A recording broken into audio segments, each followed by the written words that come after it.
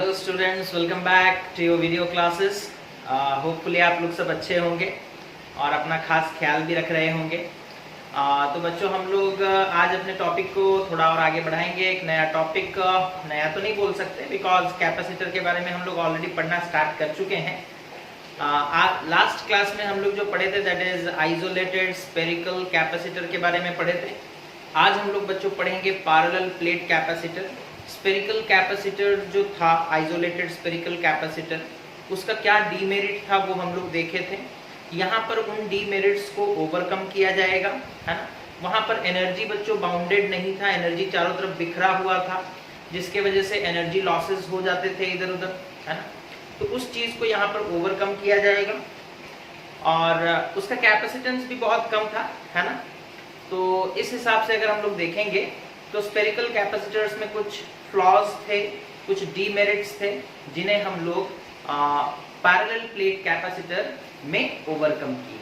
तो आज हमारा टॉपिक है बच्चों पैरेलल प्लेट कैपेसिटर, है ना। तो नोटबुक निकाल लें और नोट्स बनाना स्टार्ट करें। That is parallel plate capacitor. Okay, parallel plate capacitor, ठीक है।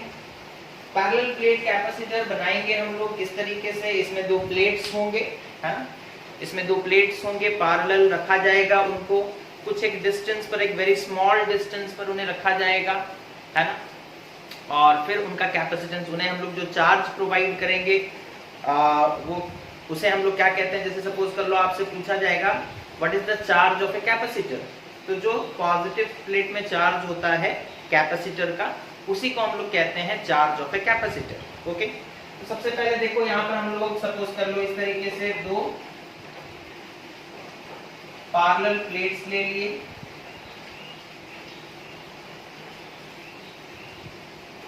ओके, दो पैरेलल प्लेट्स ले लिए बच्चों, और इनके बीच में जो डिस्टेंस है उसे हम लोग सपोज कर लो इनके बीच में, इसमें एक इसका एरिया सपोज कर लो A1 है और इसका एरिया सपोज कर लो A2 है, और दोनों का एरिया बराबर होना चाहिए, इसीलिए हमने A लिख दिया।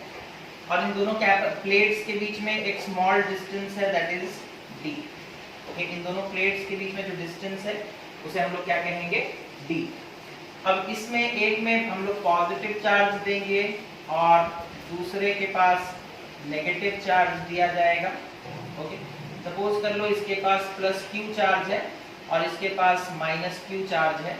तो ये इस तरीके से हमारा पैरेलल प्लेट कैपेसिटर बनेगा, ठीक है।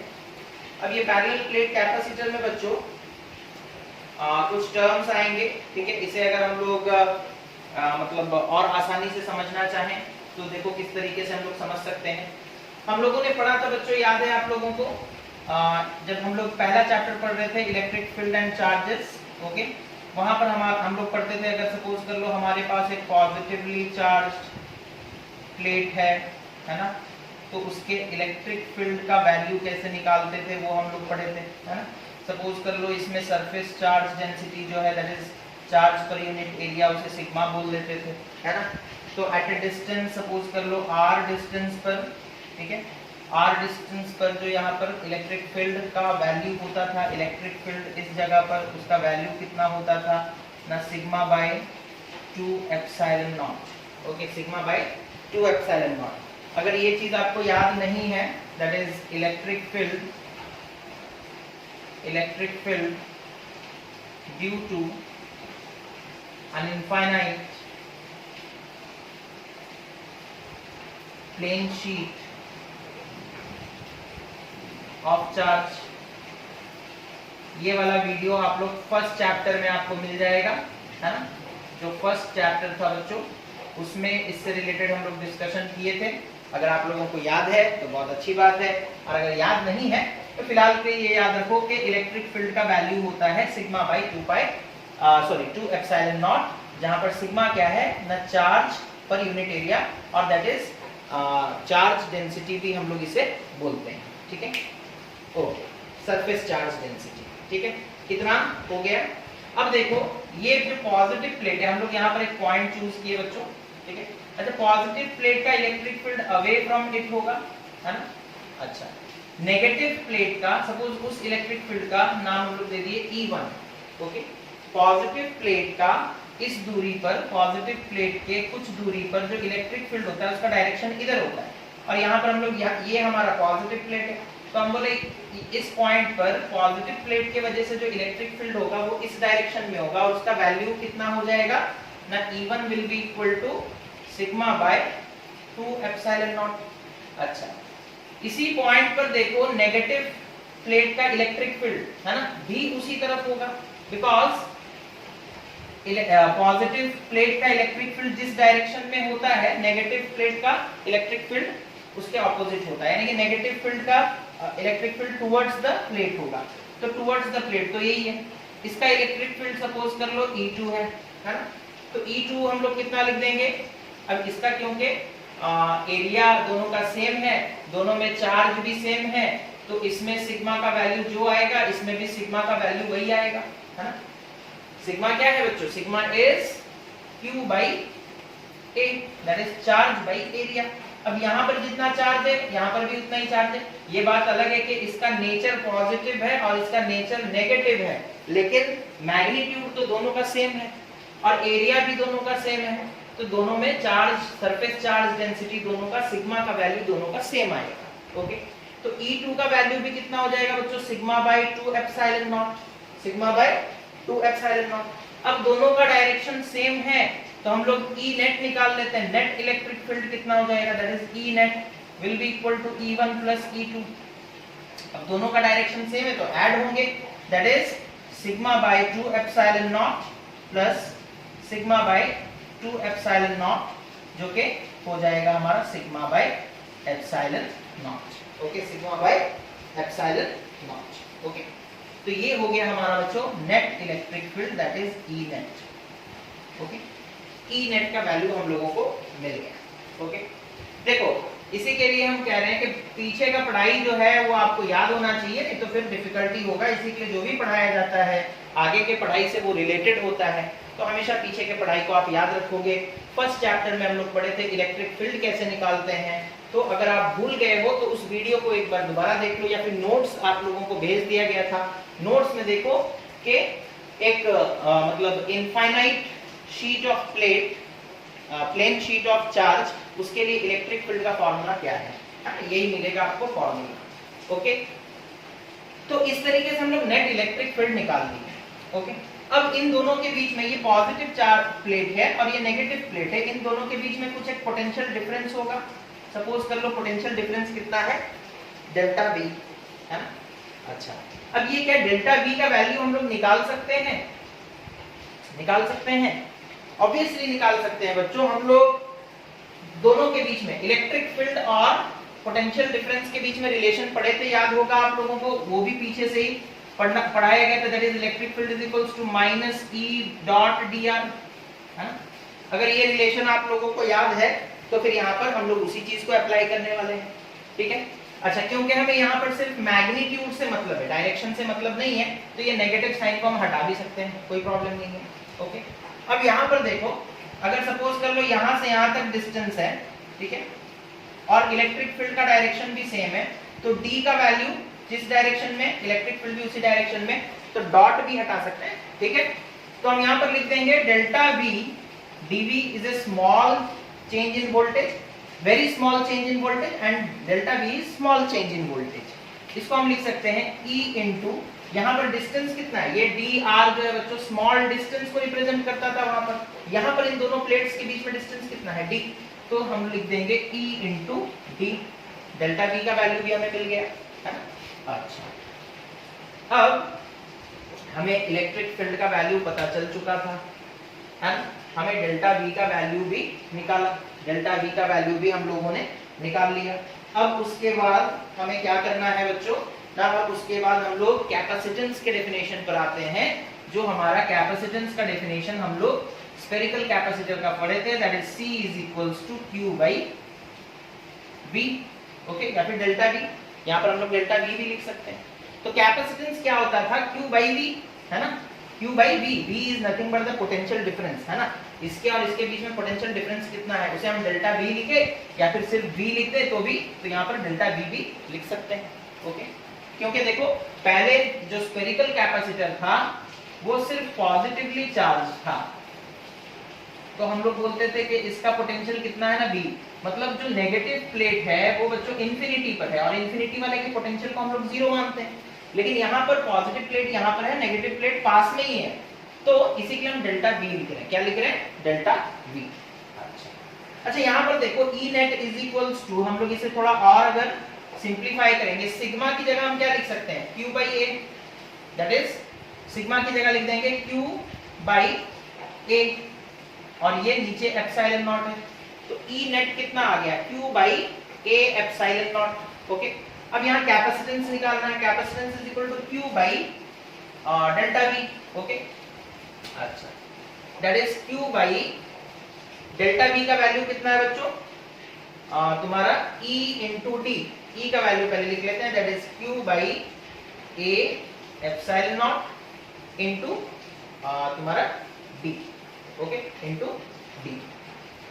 अब यहां पर देखो A एप्सिलॉन नॉट ऊपर जाएगा, ये Q और ये Q कैंसिल हो जाएगा, A एप्सिलॉन नॉट ऊपर चला जाएगा, that is epsilon not A, और ये नीचे D है ना।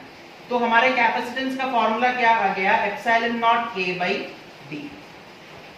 ठीक है, ये फॉर्मूला इंपॉर्टेंट है ना। कैपेसिटेंस निकालने का एक्चुअल फॉर्मूला यही है ना। हम लोग हमेशा देखते हैं C is equals to Q by V, ये फॉर्मूला भी है, लेकिन C चार्ज पे डिपेंड नहीं करता, C डेल्टा V पे डिपेंड नहीं करता। इसके बारे में हम लोग लास्ट क्लास में डिस्कशन किए थे, क्यों नहीं करता। ठीक है, तो अब ये जो फॉर्मूला आया है इससे हमें फैक्टर्स पता चल जाएंगे, है ना। कैपेसिटेंस किस पे डिपेंड करता है? एप्सिलॉन नॉट यानी कि मीडियम पे। कैपेसिटेंस किस पे डिपेंड करता है? एरिया, यानी कि प्लेट का एरिया कितना है, जितना ज्यादा एरिया होगा कैपेसिटेंस उतना ज्यादा होगा। C किस पे डिपेंड करता है? इनवर्सली, ये डिनोमिनेटर में है ना, D जो है नीचे लिखा गया है डिनोमिनेटर में, तो इनवर्स रिलेशन, यानी कि D अगर छोटा होगा तो C का वैल्यू बड़ा आएगा, है ना, C का वैल्यू बड़ा आएगा। तो यहां पर हम लोग देख रहे हैं जो कैपेसिटेंस है बच्चों, है ना, it is directly proportional to epsilon naught, है ना। कैपेसिटेंस जो है it is directly proportional to area, and capacitance जो है it is inversely proportional to D, यानी कि D का वैल्यू जितना छोटा होगा कैपेसिटेंस उतना ज्यादा आएगा। D का वैल्यू जितना छोटा होगा कैपेसिटेंस उतना ज्यादा आएगा। समझ में आ रहा है? ओके, तो इस तरीके से ये है derivation of capacitance of A parallel plate capacitor, है ना। फिर से एक बार देखो कि हमारे पास एक पैरेलल प्लेट मतलब दो प्लेट्स थे, उन्हें हम लोग पैरेलली रखे, दोनों का एरिया सेम लिया गया, उनको एक स्मॉल डिस्टेंस की दूरी पर रख दिया गया, दैट इज D। एक के पास चार्ज दिया गया +Q, दूसरे को चार्ज दे दिया गया -Q। ठीक है, अब क्योंकि दोनों के पास सेम चार्ज है ना, नेचर अलग है, ये पॉजिटिव है ये नेगेटिव है, लेकिन अमाउंट ऑफ चार्ज तो सेम है, इसके पास Q है इसके पास भी Q है, नेचर के हिसाब से ये +Q ये -Q, एरिया दोनों का सेम, तो सरफेस चार्ज डेंसिटी दोनों का सेम आएगा, यानी कि सिग्मा का value that is Q by A दोनों का सेम आएगा। ओके, फिर हम लोग अपने इलेक्ट्रिक चार्जेस एंड फील्ड्स जब हम लोग पढ़ रहे थे तब हम लोग इलेक्ट्रिक फील्ड निकालने का तरीका सीखे थे कि एक प्लेट है या एक शीट ऑफ चार्ज है तो उसका इलेक्ट्रिक फील्ड कैसे निकालते, ये फॉर्मूला था। अब दोनों का हम लोग देखें कि इलेक्ट्रिक फील्ड, पॉजिटिव प्लेट का इलेक्ट्रिक फील्ड इस डायरेक्शन में है, नेगेटिव फील्ड का पॉजिटिव का electric field away from the charge होता है, नेगेटिव का electric field towards the charge होता है, तो दोनों का डायरेक्शन सेम हो गया, यानी कि दोनों ऐड हो जाएंगे, है ना। तो दोनों का वैल्यू हम लोग लिखे और फिर हम लोग दोनों को E नेट यानी कि total electric field, net electric field कितना हो जाएगा वो भी निकाले, that is sigma by epsilon not. फिर सिग्मा का वैल्यू पुट कर दिए बच्चों, सिग्मा का वैल्यू होता है Q by A, तो पुट कर दिए E net is equals to Q by A into epsilon not, that is Q by A epsilon not. फिर उसके बाद हम लोग आए, हम लोग बोले क्योंकि इसके पास पॉजिटिव चार्ज है इसके पास नेगेटिव चार्ज है, तो दोनों का पोटेंशियल डिफरेंस होगा, है ना, दोनों का अलग अलग पोटेंशियल होगा, तो कितना पोटेंशियल डिफरेंस है वो हम निकालना चाहते हैं। उसे निकालने के लिए हम कांसेप्ट कौन सा यूज किए, कौन सा रिलेशन यूज किए ना, हम लोग जो पहले पढ़े थे, that is dv is equals to -E dot dr, है ना, -E dot dr, लेकिन हमें तो सिर्फ वैल्यू से मतलब है, इसीलिए नेगेटिव पॉइंट को हम लोग हटा देते हैं, तो E dot dr बच गया। dr क्या है? डिस्टेंस है ना, और यहाँ पर डिस्टेंस कितना है बच्चों, d, इस प्लेट और इस प्लेट के बीच में डिस्टेंस कितना है, d, तो यहाँ पे डेल्टा v की जगह हम लिख दिए E into d, ओके। फिर हम लोग आए कैपेसिटेंस का फॉर्मूला क्या था ना, capacitance is equal to Q by V, और यहाँ पर हम लोग बोलेंगे Q by delta V, because दोनों प्लेट्स पास पास में है, इसका और इसका पोटेंशियल डिफरेंस हमें लेना पड़ेगा, ओके। तो capacitance is equal to Q by delta V, Q का वैल्यू Q ही है और डेल्टा V का वैल्यू कितना हो जाएगा, delta V that is E into D, E का वैल्यू कितना है यहाँ से लिख दिए, that is Q by A epsilon naught, Q by A epsilon naught into D लिखें। Q और Q कैंसिल हो गया बच्चों, A epsilon naught ऊपर चला जाएगा, नीचे रह जाएगा D, तो फाइनल हमारा फॉर्मूला आया that is C is equals to epsilon naught A divided by D। इस फॉर्मूला को देख करके आप बताओ क्या कैपेसिटेंस चार्ज पे डिपेंड करता है, नहीं। क्या कैपेसिटेंस पोटेंशियल डिफरेंस पे डिपेंड करता है, नहीं। कैपेसिटेंस डिपेंड करता है मीडियम पे, दैट इज एप्सिलॉन नॉट के वैल्यू पे। कैपेसिटेंस डिपेंड करता है एरिया ऑफ द प्लेट्स पे। कैपेसिटेंस डिपेंड करता है डिस्टेंस बिटवीन द प्लेट्स, है ना। कैपेसिटेंस हम लोग पहले ही बोल रहे थे कि एक ऑब्जेक्ट जब बनाते हैं बच्चों तभी उसका कैपेसिटेंस फिक्स हो जाता है कि ये कितना चार्ज स्टोर कर पाएगा, है ना, वो तो पहले से ही फिक्स्ड है, ओके। और उसका चार्ज कितना स्टोर कर पाएगा वो किस हिसाब से फिक्स्ड है, अगर एरिया ज्यादा होगा उस प्लेट का तो वो ज्यादा स्टोर कर पाएगा, इसीलिए डायरेक्टली प्रोपोर्शनल टू ए है ना। तो ये सारा चीज है ना। तो ये है derivation of capacitance of parallel plate capacitor, इसे नोट कर ले आप लोग, ओके ओके। तो इसे नोट करने के बाद अब हम लोग आगे बढ़ते हैं बच्चों। नेक्स्ट हम लोग डिस्कशन करेंगे energy stored in A charged capacitor. Energy stored in A charged capacitor, energy stored in A charged capacitor, okay.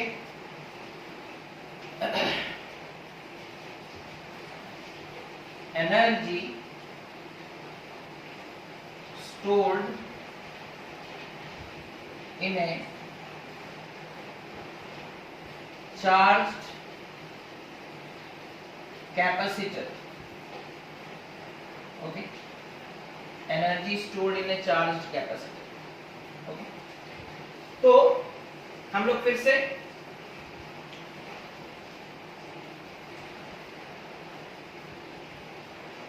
दो प्लेट्स लेंगे,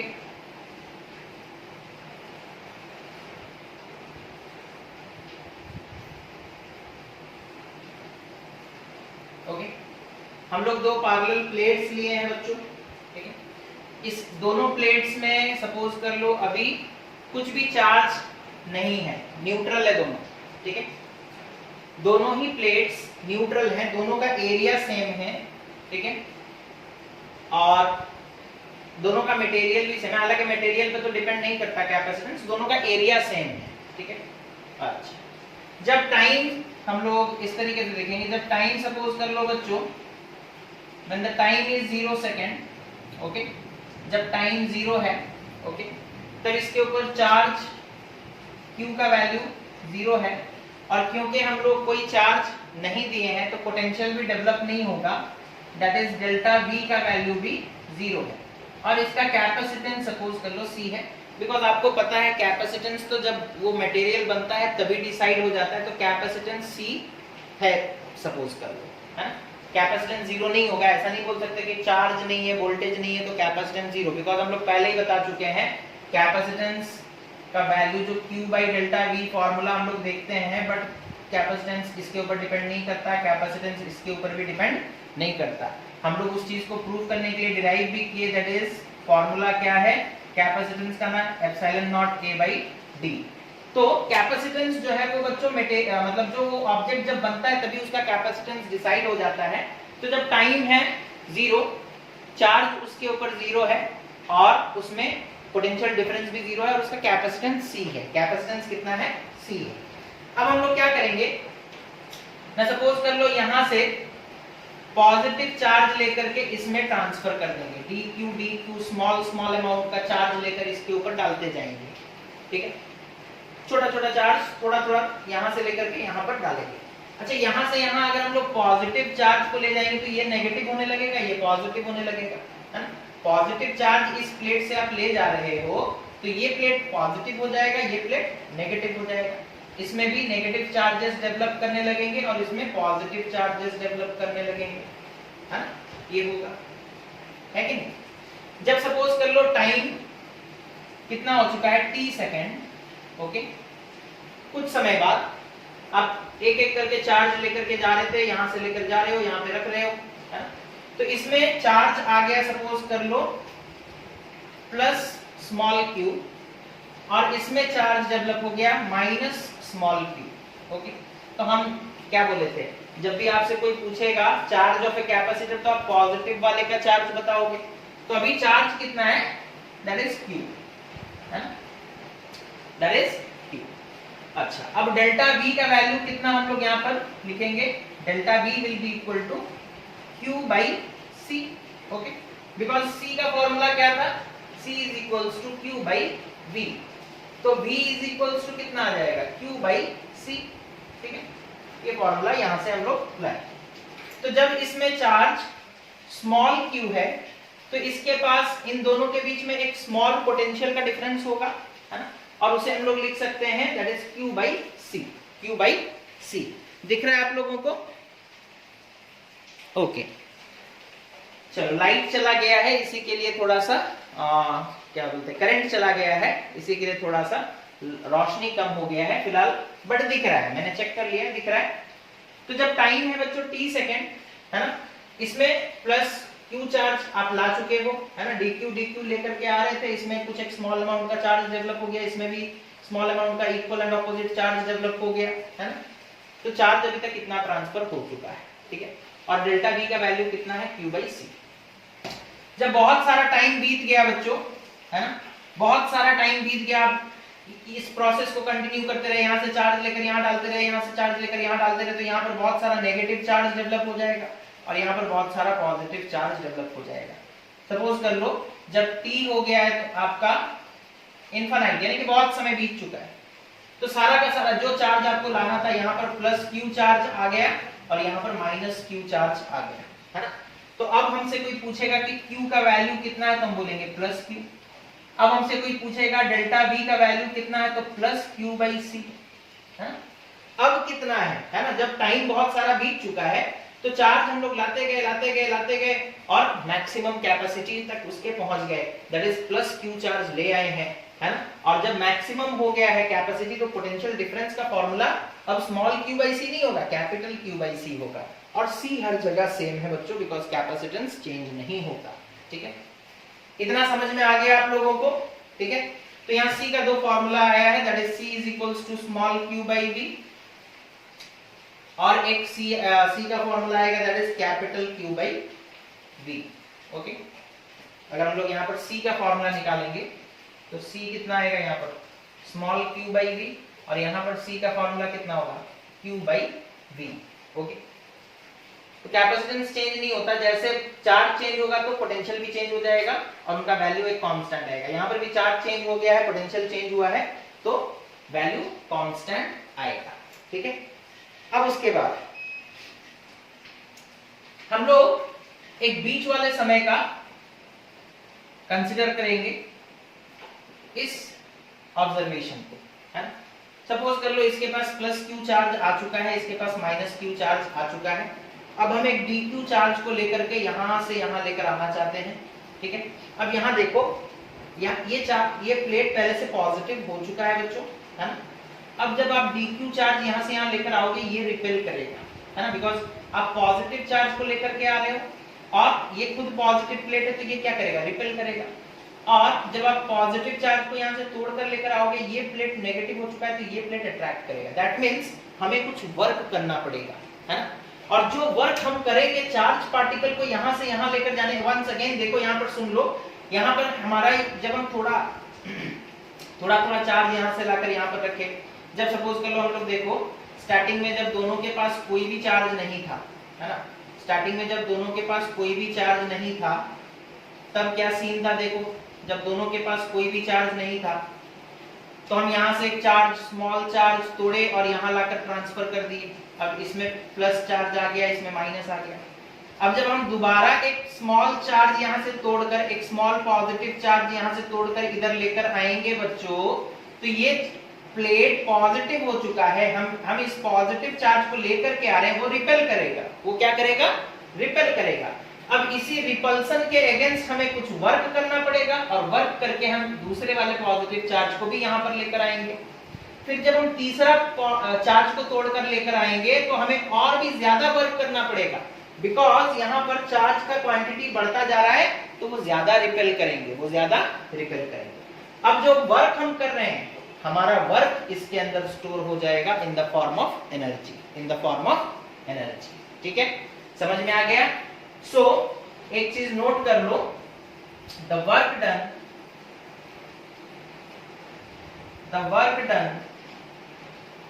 in charging the capacitor, the work done in charging the capacitor gets stored in the form of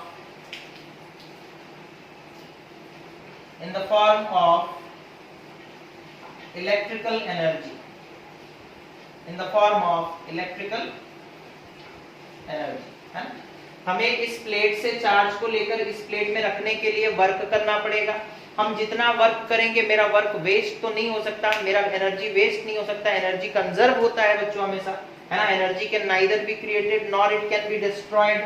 तो हम जब charge कर रहे हैं, ये पहले न्यूट्रल था दोनों, हम यहां से चार्ज लेकर यहां रख रहे हैं, यहां से चार्ज लेकर यहां रख रहे हैं, तो हमें वर्क करना पड़ रहा है। हमें क्या करना पड़ रहा है? वर्क। ठीक है, और जितना वर्क हम कर रहे हैं, वही इसके अंदर इलेक्ट्रिकल एनर्जी के आधार पर, इलेक्ट्रिकल एनर्जी के आकार में स्टोर हो जाएगा। समझ में आया? अच्छा, हम लोग एक फॉर्मूला और जानते हैं बच्चों वर्क डन निकालने का, जो कि था पोटेंशियल डिफरेंस से हम लोगों को उसका कंसेप्ट मिला था। दैट इज पोटेंशियल डिफरेंस हमें अगर निकालना होता था, दैट इज डेल्टा वी, तो हम क्या बोलते थे? Potential difference is equals to work done by external agent in moving the charge. Okay, तो हम लोग कितना कितना चार्ज मूव कर रहे हैं, एक बार में dq चार्ज लेकर के जा रहे हैं, है ना? तो ये भी एक मतलब ये भी एक थ्योरी था पोटेंशियल डिफरेंस का। पोटेंशियल डिफरेंस क्या है? Potential difference is the work done in moving a small charge from infinity to that point. अब यहाँ पर तो इंफिनिटी नहीं है, यहाँ से यहाँ तक लाने में। ओके, तो वर्क डन बाय एक्सटर्नल, अच्छा इसे हम dw सपोज बोल लेते हैं, है ना? That is small work done, because small charge आप लेकर के मूव करें तो dw बोल देते हैं। तो small work is equals to, ये इधर आएगा मल्टीप्लाई हो जाएगा, that is dq into delta v, dq delta v, इतना हो जाएगा। अब हमें अगर हम टोटल वर्क निकाल लिए कि टोटल वर्क कितना किए, तो हमें पता चल जाएगा कि टोटल एनर्जी इसके पास कितना है। बिकॉज फिर से सुनो, हम जो वर्क करेंगे बच्चों, वो वर्क इसके अंदर, इस कैपेसिटर के अंदर में एनर्जी के आकार में स्टोर होगा। अगर हम टोटल वर्क निकाल लिए कि हम कितना वर्क किए, तो हमें पता चल जाएगा कि कितना एनर्जी स्टोर हुआ है ना? यही तो कंसेप्ट है, हम जितना वर्क करेंगे वही तो एनर्जी के आकार में स्टोर होगा। अच्छा, तो dw को हम लिख सकते हैं, that is the small work done is equals to dq। अच्छा, डेल्टा v, हम लोग बीच वाला केस कंसीडर कर रहे हैं, तो डेल्टा v की जगह हम q by c लिख देते हैं, तो q by c। ओके, तो अब इंटीग्रेट कर देते हैं, तो टोटल वर्क निकल जाएगा, integration of dw is equals to integration of q dq by c। Okay, अच्छा, इनिशियली चार्ज कितना था? 0। फाइनली चार्ज कितना है? Capital Q। स्टार्टिंग में चार्ज कितना था बच्चों? 0 था। फाइनली चार्ज कितना है? Capital Q। तो हमें कहां से कहां तक इंटीग्रेट करना है? That is from 0 to capital Q, 0 to capital Q। Okay, limits भी हमें पता चल गए, है? अच्छा, it will be equal to integration of dw will be equal to work done. Okay, अच्छा, यहाँ पर C कैपेसिटेंस कांस्टेंट होता है, उसे बाहर निकाल लो, that is 1 by c। q dq का इंटीग्रेशन क्या होता है बच्चों? That is q square by 2, q square by 2। अच्छा, अब उसके बाद इंटीग्रेशन का लिमिट पुट कर देते हैं, that is from 0 to q। Okay, तो ये कितना हो जाएगा बच्चों? देखो, it will be equal to, ये 2 भी कांस्टेंट है, इसे भी बाहर ले आते हैं, 1 by 2c integration of q square from 0 to q, है ना? तो इट विल बी, एक बार यहाँ पर q, स्मॉल q की जगह कैपिटल Q पुट करोगे, एक बार 0 पुट करोगे, तो it will B 1 by 2c q square minus 0 का square. Okay, so it will B 1/2c into Q square, है ना। तो ये हो गया work done, total work done, है ना। और जितना वर्क डन होता है वही तो एनर्जी के फॉर्म में स्टोर होता है, जितना वर्क डन होता है वही तो एनर्जी के आकार में स्टोर होता है। तो हम लोग यहाँ पर बोलेंगे the energy stored U, okay, that is the energy stored, potential energy stored in the capacitor is equals to work done, is equals to work done. So U will be equal to Q square by 2C. This is the energy stored in the capacitor. This is the energy stored in the capacitor. Okay, समझ में आ गया? एक बार अच्छे से देख लो, सारा notes बना लो।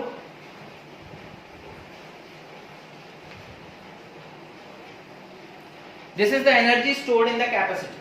Okay, तो हमारा एनर्जी स्टोर्ड का फॉर्मूला क्या आया बच्चों? That is U is equals to Q square by 2C. This is the formula. Okay, this is the formula. अच्छा, अब यहाँ पर देखो, हम लोग अलग अलग तरीके से इसका फॉर्मूला और भी निकाल सकते हैं। दैट इज, जैसे हम लोगों को पता है कि C is equals to Q by V होता है और V is equals to, अच्छा तो Q क्या हो जाएगा? हम लोगों को पता है कि C is equals to Q by V.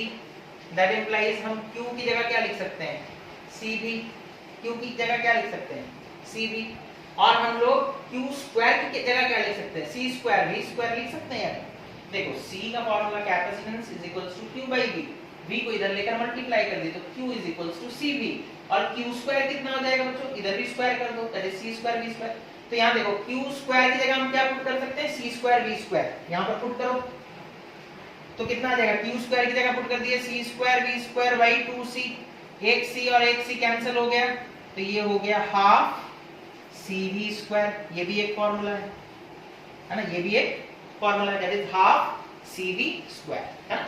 ये तो बस एक फॉर्मूला निकलने के बाद हम लोग अलग अलग वैल्यूज पुट करके भी सॉल्व कर सकते हैं, ठीक है। उसी तरीके से देखो, अगर आप बोलोगे नहीं सर हम C की जगह Q by V पुट करेंगे, तो पुट करते हैं हमारे ओरिजिनल इक्वेशन में। हमारा ओरिजिनल इक्वेशन क्या है? Q स्क्वायर बाई 2C, है ना। तो U will be equal to Q square by 2C। C की जगह हम क्या पुट करेंगे? C की जगह पुट करेंगे Q by V, तो Q by V, ओके। एक Q कैंसिल हो जाएगा बच्चों, और ये वाला V ऊपर चला जाएगा, दैट इज QV by कितना होगा? 2, ठीक है, QV by 2 और हाफ VQ, ठीक है, हाफ VQ। तो अलग अलग फॉर्मूला बन सकते हैं, है ना, जैसा कि आप देख रहे हैं, ठीक है। तो ये था बच्चों energy stored in A charge capacitor, है ना, पैरेलल प्लेट कैपेसिटर। तो इतना समझ में आ गया आप लोगों को? होपफुली समझ में आ गया होगा। इसका नोट्स बना लो, और इसके बाद बच्चों फिर हम लोग डिस्कशन करेंगे, that is combination of capacitor, series connection and parallel connection, और फिर उसके बाद जो टॉपिक आएगा उसे भी हम लोग डिस्कशन करेंगे। तो ये वीडियो जरूर देखें, और देखने के बाद अपने बुक को खोलें और एक बार रीड वहां से भी करें कि क्या मतलब पढ़ाई आप लोगों का चल रहा है, और जो इससे रिलेटेड कुछ न्यूमेरिकल्स हैं उसे भी आप लोग सॉल्व करें। Thank you for watching the video, have a nice day.